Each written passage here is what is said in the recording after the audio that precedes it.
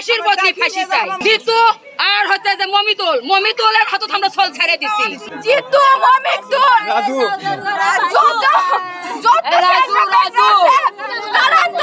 সবাই আমার ভাইকে টানে নিয়ে গেছে। আমার ভাই যাওয়ার মতো আর পাও ধরছে। জিতুর যে ভাই আমার ভুল হয়ে গেছে ভাই, এবারের মতো মাফ করে দে রে ভাই। জিতু বলছে আমি তোর গাওয়াত কোনো টাচ করবো না, তুই তো আমার সাথে কোনো টাচ করবো না। তারপরেও কেন আমার ভাই বললা আমার মেয়ে বিয়ে করবে চাইছিল, আমরা তো জানি না। তাই বলে ওর বাবা যায় থাপ্পড় মারছে নাকি, তখন আসি বাড়িতে টানে নিয়ে গেছে। জিতু হচ্ছে যে 40-45 বছরের ছেলে, ওই বিয়ের প্রস্তাব দেয় একদিন আমাকেই দিয়ে একজনের দিয়ে দেওয়া আছে। তাই আমি কই বিটি চল ঘরত থাকলে বড়ির গাছ থাকলে 10 জনেই ছোকরাবি। কেন তুই তোর মেয়েকে বিয়ে দিবি? অনেক হুমকি ধুমকি দিয়েছে।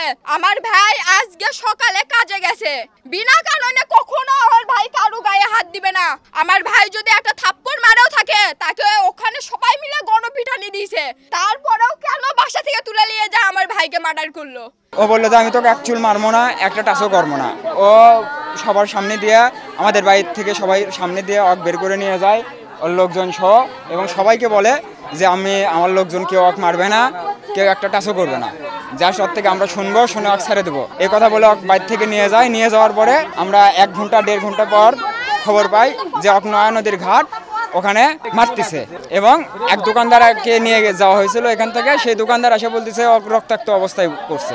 তখন আমরা ফোন দিই, ফোন দেওয়ার পরে শুনি যে মেডিকেল নিয়ে গেছে।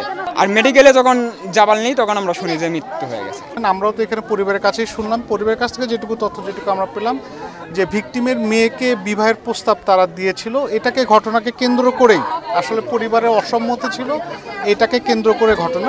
আমরা বাকিটা আমাদের তদন্তে বের হয়ে আসবে। গ্রেপ্তার করেছি এখানে যে ওনাদের যে বক্তব্য, যিনি মূল আসামি জিতুকে অলরেডি আমরা গ্রেপ্তার করেছি, সঙ্গে আরেকজনকে আমরা গ্রেপ্তার করেছি। আমরা তথ্য যাচাই বাছাই করছি সে ঘটনার সাথে জড়িত কিনা। যদি ঘটনার সাথে জড়িত থাকে তাকেও আমরা গ্রেপ্তার দেখাবো। যে আমাদের কাছে এখন পর্যন্ত এটুকুই আছে।